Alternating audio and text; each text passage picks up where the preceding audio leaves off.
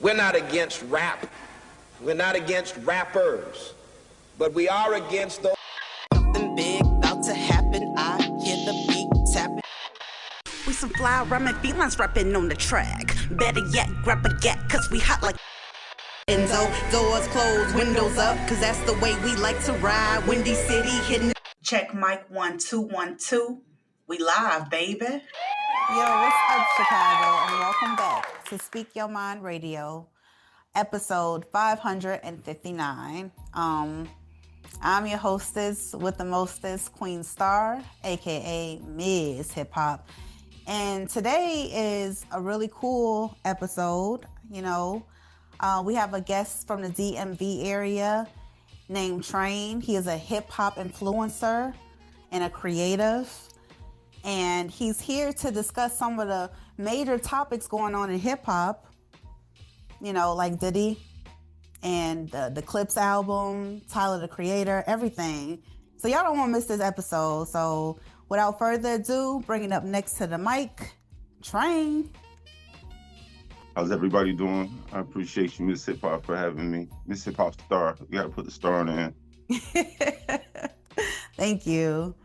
I appreciate you too. And we're going to hit things off with a traditional icebreaker question for all the artists. So let's get started. How did you get the name Train? I got the name Train from being in the military. While I was in the military at this time, Remember the Titans was out. There was a guy on Remember the Titans called Soul Train. He used to dance or sing all the time. So naturally, where I was in basic training, I would used to do music, the same as I do now.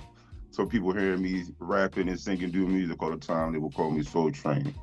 Through everything else, it developed and soul dropped off, and it was just Train. Yeah, that's interesting. I wasn't expecting that. Yeah, that's really cool. Okay, so Train, why don't you take the time out to reintroduce yourself to everybody out there and tell them like what you bring to the table when it comes to music? I bring myself. That's honestly it. Everyone is unique. We all say we're unique and we do something different. So I'm not going to necessarily say that, but I actually enjoy music. I actually enjoy hip hop to the point of studying it, caring what my lyrics are saying, caring how I'm flipping my lyrics. To start a battle rap, I was pretty much there for that. So we were that youth that was kind of parking lot raps, ciphers, and the DVD era when people were going around with the cameras. So pretty much just we see what is so easy to critique and say that we don't have in the space. So trying to fill in that void instead of not contributing and complaining. Wow. That was very well spoken, if I may say. Thank you for that. No, you appreciate it. Yeah. Thank you for giving me the space to voice it. Oh, you're welcome. So why don't we jump into one of the topics today and discuss the Diddy case? Why not? All right. So this man has been trying to get an early bail, and he's already been sitting in there for about 11 months now. And the judge denied his $50 million bail based on his past domestic history abuse, like with Cassie and other victims as well. What do you think about that? It's two sides.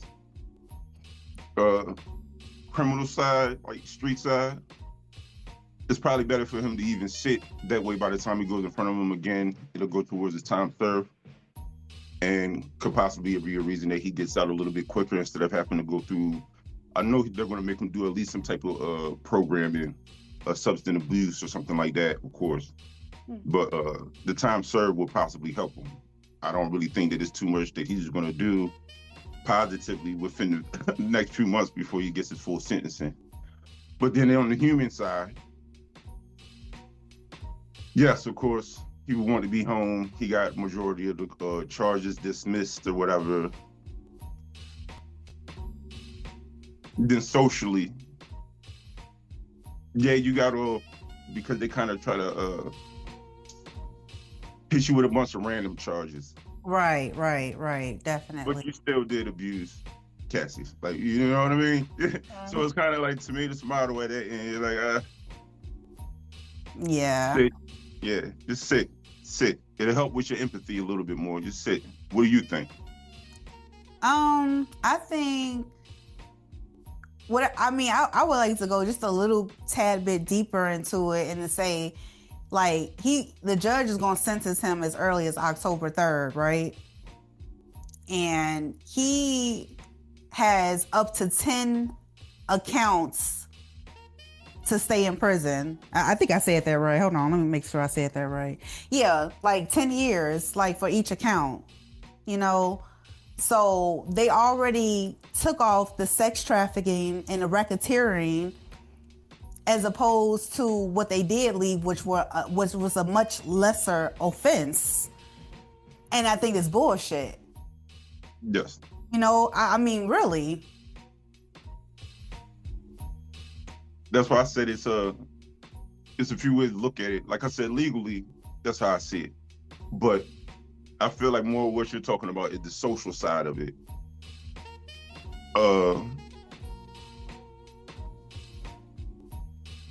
It sucks to see somebody's sexual life get dragged into public and it not have anything to do with criminal activities.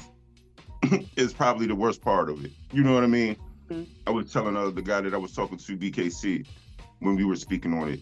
It was just like, at first I was kind of intrigued, like, oh man, you know, Diddy has always had rumors around him for years in hip hop, as far as being aggressive with people. He had the thing with the champagne bottle, during the Naz video shoot and everything. They hit the director in the head with the champagne bottle, busted over his head. It was a whole thing. So you've been known to be violent and stuff like that, and feel like you run the city. But then when you have the case, and then the first few days, it's just like, all the sex stuff is regular sex. It's regular sex stuff. You're thinking it's gonna be baby oil everywhere. It's gonna be a slip and slide. And they're like, nah, he's just a cuck. You're like, you did all that. You brought all that to court for what, then? Mm-hmm.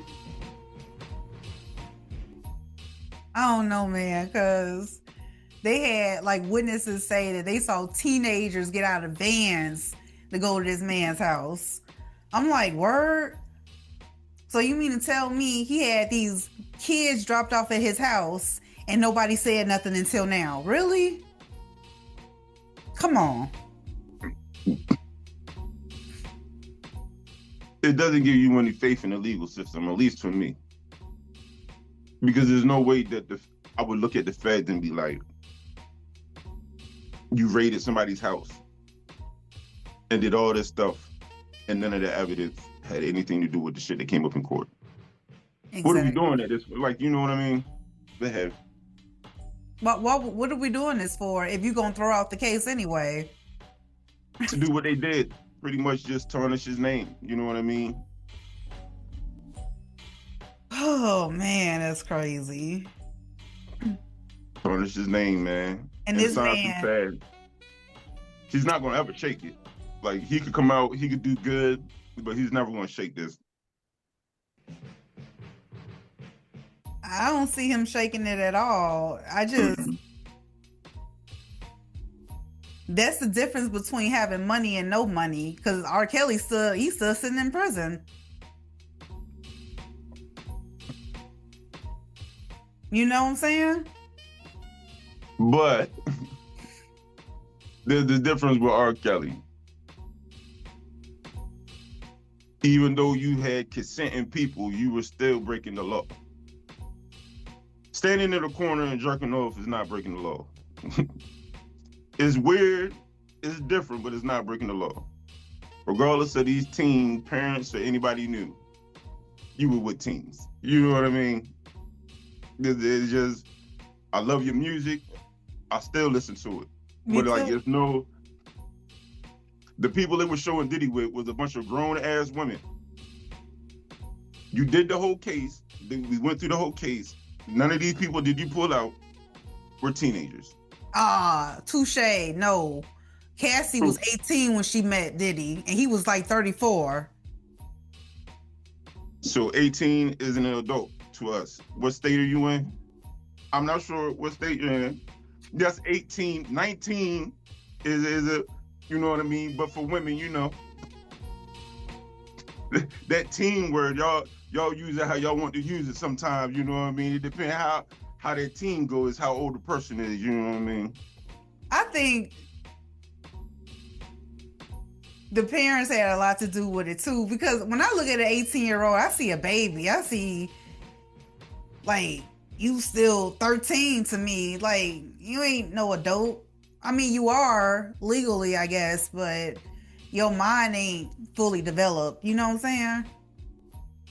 But that could be said about 30-year-olds. Oh, God. This is a slippery slope we're on right now.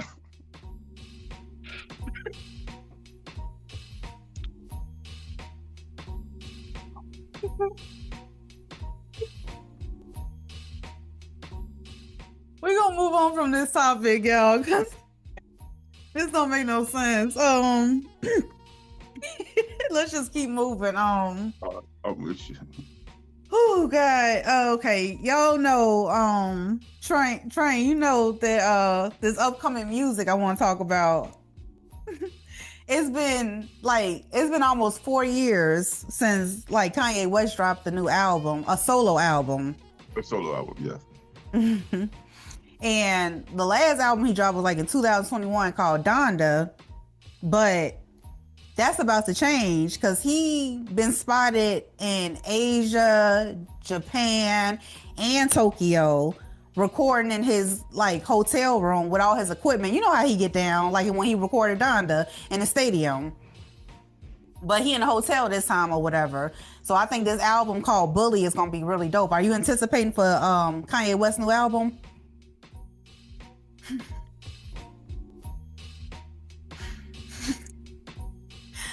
Well, I'm gonna always listen. That's what I'm gonna say.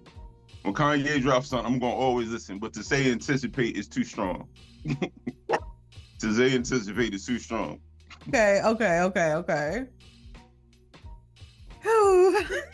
He said to say anticipate is too strong. Okay, so all right, well, check this out. It's been almost 7 years since Cardi B dropped her debut album, Invasion of Privacy. And now that she going through her little messy divorce with Offset, and she got her new boo, NFL player, Stephon Diggs or whatever, she about to drop her album finally. I think, I'm just going to chime in and say, I think her record label messy as hell because they just be all up in her business. And she can't even drop an album when she at least halfway peaceful. It's always got to be some drama behind it. Like, damn. I do agree with that they're trying to connect it to the drama. But you're picking the wrong person to connect it to the drama with. Because this motherfucker Offset is on a tear right now. Everything he's dropping right now is slapping. Damn. It is slapping. Listen.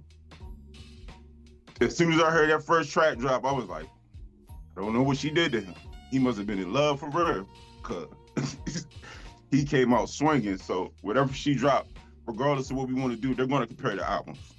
They were together. They have some type of connection in real life. The albums are going to be compared. So, are you a Cardi fan? Yes, I am.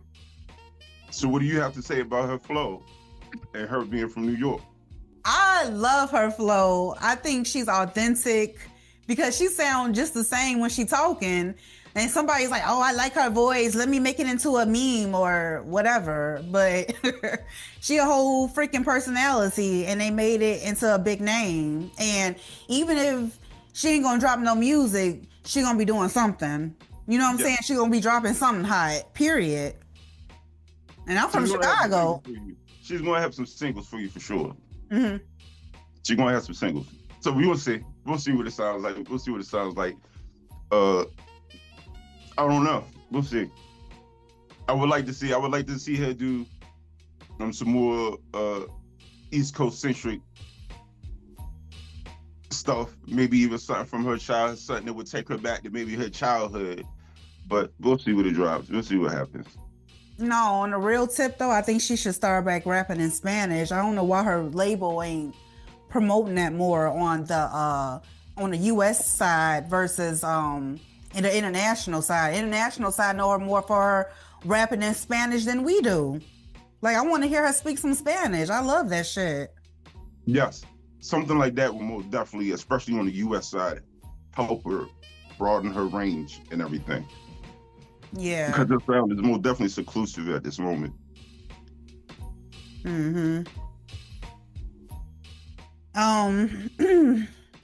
What was I gonna say? I don't know. You gonna say I don't know? Okay. Yeah. I already said that. Okay, I'm looking at my notes. Okay, so now I'm anticipating this album by Mac Miller. I can't never say that word. Post-momish album from a decade ago. That means after he died, he put this album out, obviously, because rest in peace, Mac Miller. Anyway, it's called Balloonerism. And it's supposed to be like a 14-track project, and that's supposed to set, I think, January 17th. Yep. What do you think about that? When people pass away, I don't like people putting their music out without their permission, or sequencing the music without their permission, or having,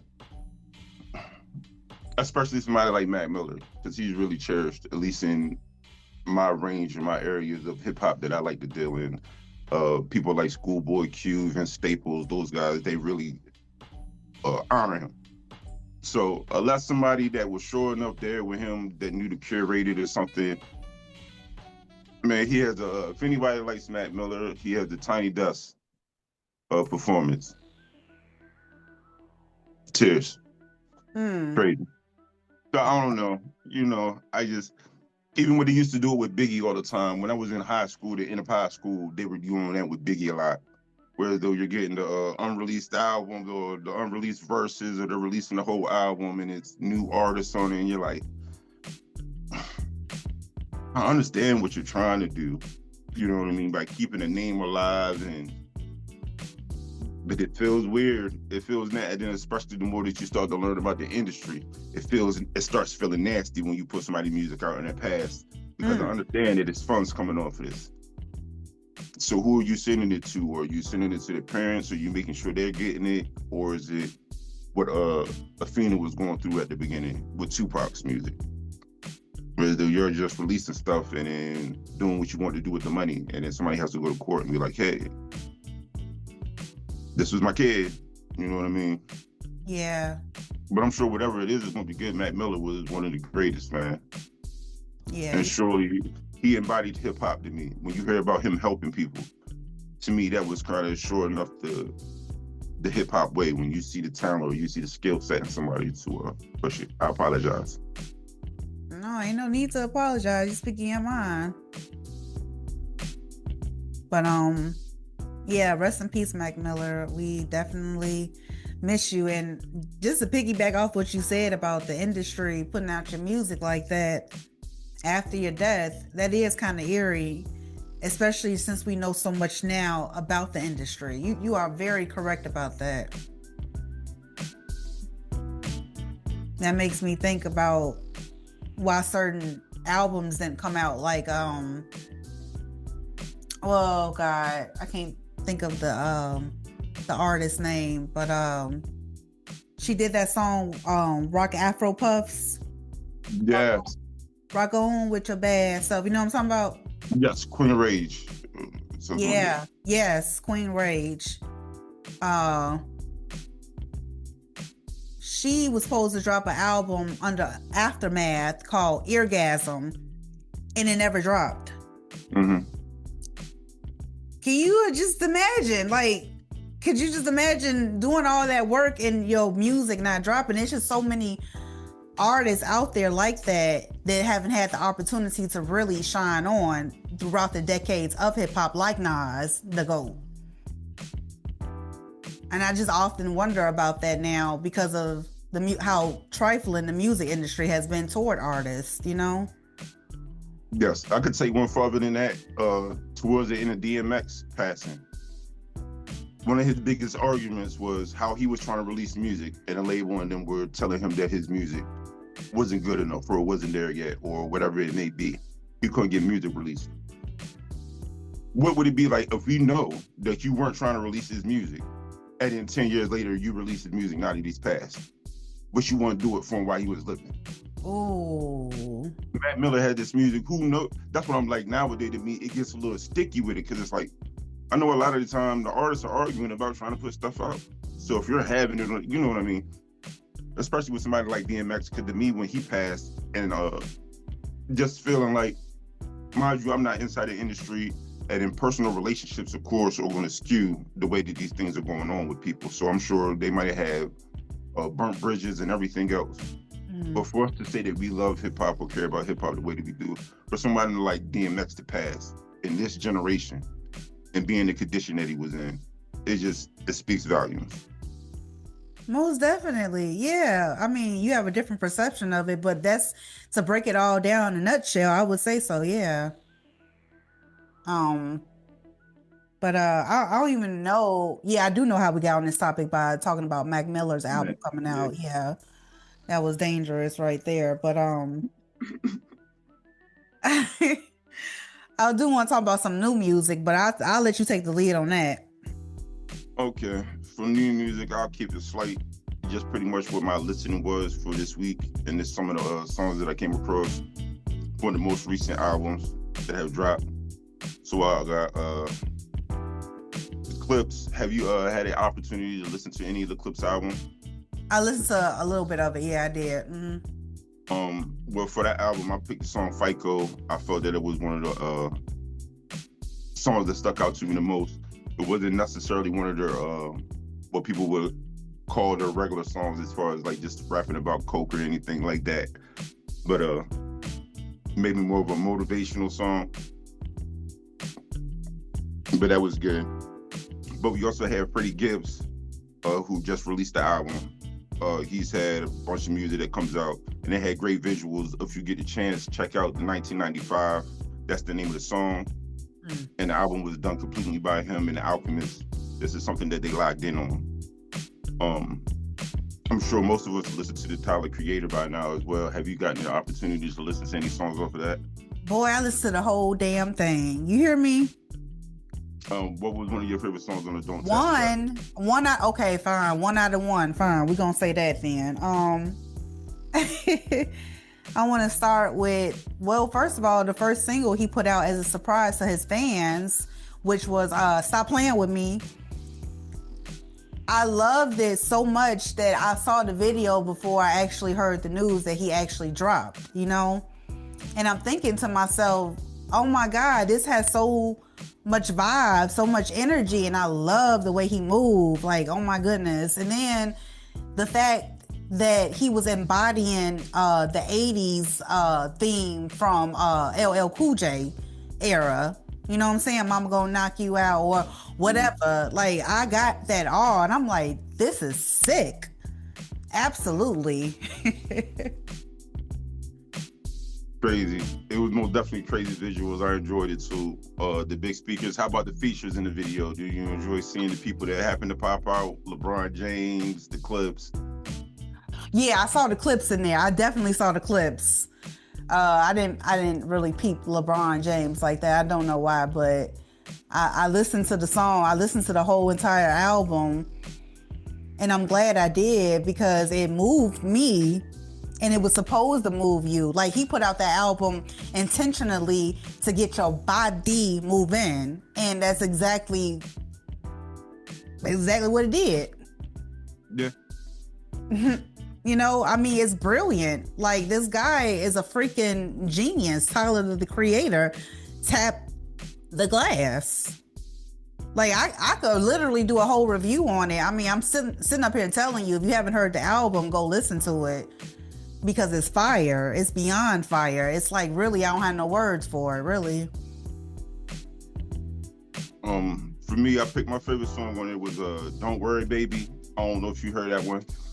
Clearly majority of the album is dancier. Well, I would say mid-90s, what we would consider dance from mid-90s.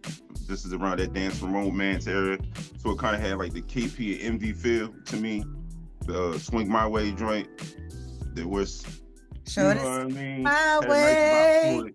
So I was like, yeah, I see where you were trying to go. I also feel like maybe, and it could be me reading into it. The swinging music happened. Kendrick Lamar has been hitting us with a lot more of the somber music. Even a lot of the other hip hop that I'm hearing as far as the underground scene has been a lower speed or lower BPM. Even the Freddie Gibbs has a lot more of the slower version of the samples. So maybe this was his attempt of giving us some summer music so we don't have to dip into the Drake bag and look over there for something to dance to this summer. Because I feel like most summers, that's who we go to for the dance mixes. Yeah. Drake is the GOAT when it comes to streaming music, popularity, jumping on other people's tracks, making it hot, and just overall lyricism. Because if I'm gonna just say this now, but that Kendrick and Drake beef, that brought out the beast in Drake. I didn't know he could rap like that. I honestly thought he just made like poppy music, you know what I'm saying? Like good few, cool music or whatever. But he was mad. And I'm like, whoa, that pen was on fire. But I know we talking about something else, though. He ain't get the right type of mad, though. He ain't get the right type of mad. Like, you supposed to get nigga mad, not like Karen mad. Like, you got Karen mad. You know what I mean? Oh, yeah. I'm gonna show you. Like, nah, man. I don't think he did that. I think, man, once he did that lawsuit, that's exactly what he did.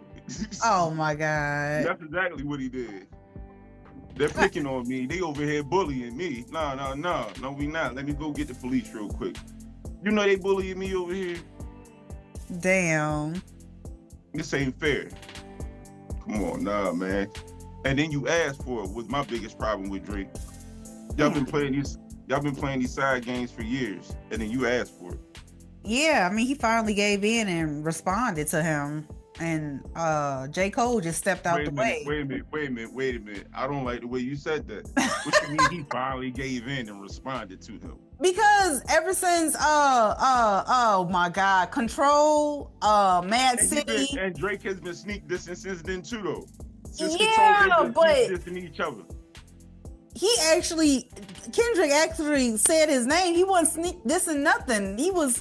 He said his name. He called him out multiple times.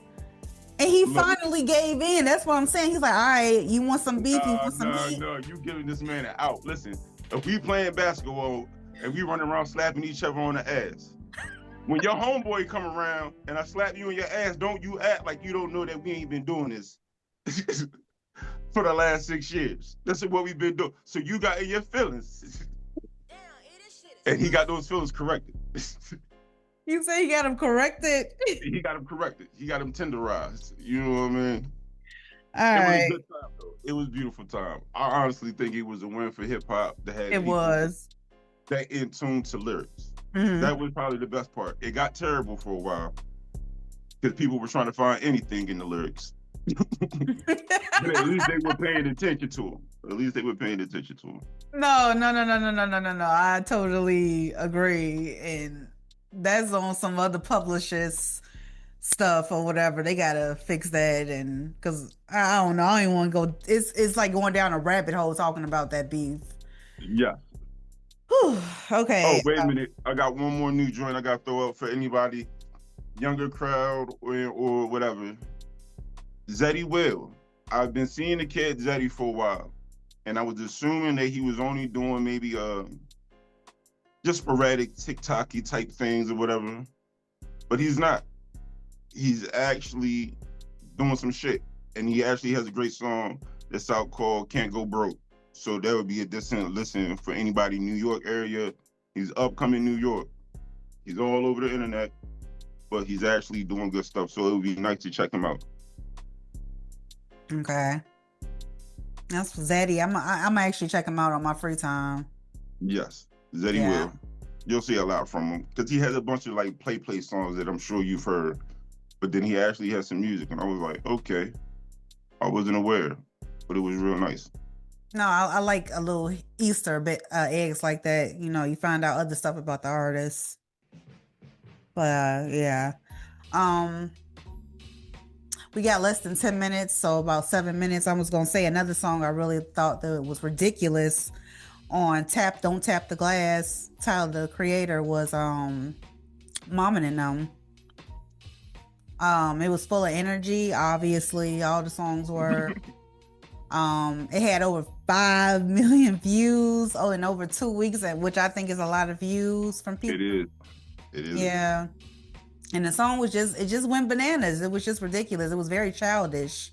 I mean, like childish, like, you know, like I just remember like Yo Mama, and then he said Yo Mama and them, you know. Yeah. Yeah, he's funny.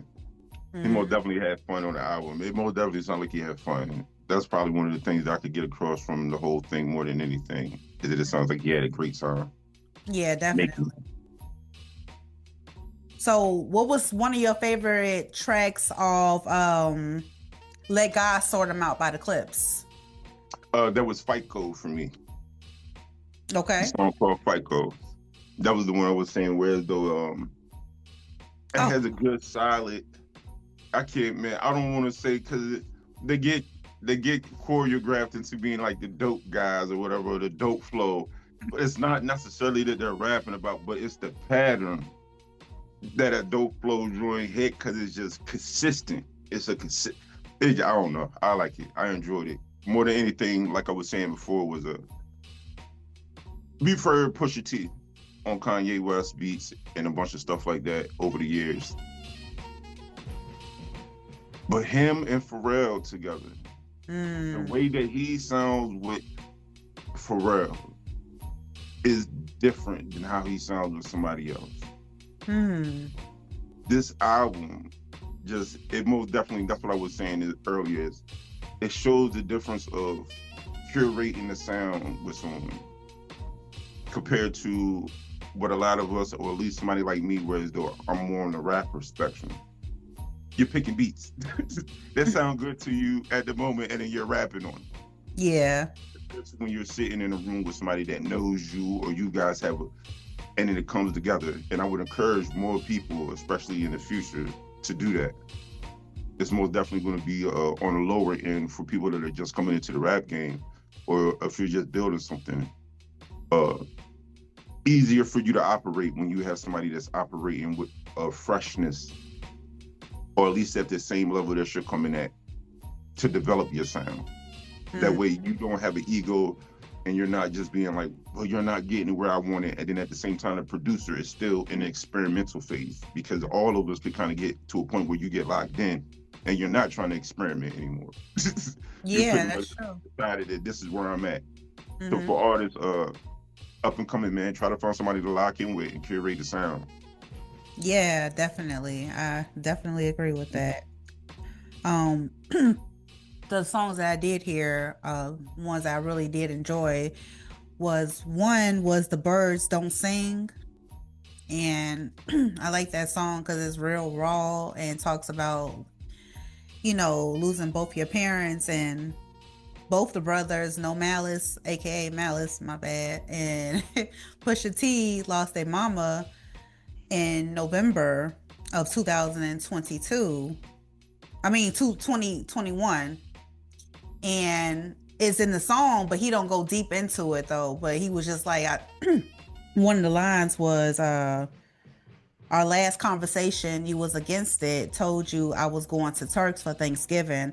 I heard what I wanted to hear, but didn't listen. And God knows, I feel that as a child to its mother, like, you know, I hear you, but I ain't listening, you know. And when she tried to express that to him, you know, I'm pretty sure that weighed heavy on his heart. You know, the last conversation you had with your mom and you decided to spend Thanksgiving in Turks, you know. Yeah. And I don't know, it touched me. Then there was like a second line that hit me just as hard when he said, saying you was tired but not ready to go, basically letting me know, like, damn, like, bro, that's what parents go through. That's what mamas go through. Like, because they give their child energy, and like they don't want to go because they don't want to leave you, because they know how this world is. They've been here longer than you. They've been trying to shield you from you. You know what I'm saying? They may not hold your hand all the way through, but they hold you in their heart. And that takes a lot of energy flow. And I don't know, the song just touched me, and I was just like, wow, I didn't know that, you know? To me, I think that's the best part of music, is when you finally do find a song that gets the opportunity to touch you, or like at least make you feel something. You know what I mean? And not just be music in the background. Yeah, that's what, because if I hear something that's like slightly remotely, you know, resonating in me, I'm going to listen. But if it's just like, it depends on what type of mood I am, because Tyler, the Creator, he had beats in, and he was talking his shit. You know what I'm saying? But the Clipse, Let God Sort Them Out, was you really got to take time to listen. You can't just say, oh yeah, that was cold or whatever. You know, just listen to what they're saying and the stories that they're telling from both sides, because both brothers come from different walks of life at the same time, simultaneously the same path. I can't explain it, but they took two different paths. No, but yeah, 16 years, a long time without going without an album, a solo album with them. Well, not solo, but an album. Yeah, a group album. A group album. I believe Malice had put out a gospel album. Yes, individually. Yes. Yes. I remember that. Mm-hmm. And then, of course, Pusha T has just been Pusha T. Yeah, he's never stopped. Yeah, with Kanye music, good music. Yep. Yeah. Yep. But oh my God, how long we got 1 minute left. No, we got 4 minutes left. But I was gonna say another song that I really liked on Clipse was Let God Sort Them Out, Chandeliers featuring Nas, because he's the GOAT, so you know. Now your GOAT for real. Yeah, I mean,